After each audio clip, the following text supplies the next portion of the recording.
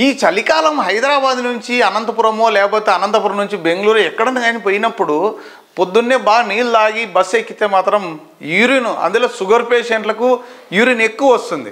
బస్సుల్లో ఈ sleeper coach, AC కోచ్లో వెళ్ళేటప్పుడు నిజంగా హైదరాబాద్ నుంచి అనంతపురం వచ్చేటప్పుడు వారు చెప్పించోట మాత్రమే మనం పోయాలి. కానీ మనకు అర్జెంట్ అన్నా కూడా ఇదిగో కొంచెం దూరం 5 కిలోమీటర్లు 10 కిలోమీటర్లని నరకం చూపిస్తారు.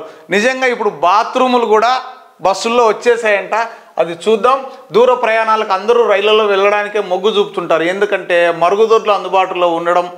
బస్సు ప్రయాణం అయితే కనీసం మూత్ర విసర్జనకు వెళ్ళాలన్నా డ్రైవర్ దగ్గరికి వెళ్ళి బస్సు ఆపమని అడగడానికి ఇబ్బంది పడతారు. రే ఆపండ్రా బాబు, నాకు పోసండ్రా బాబు అన్నా కూడా వాడు వినడు.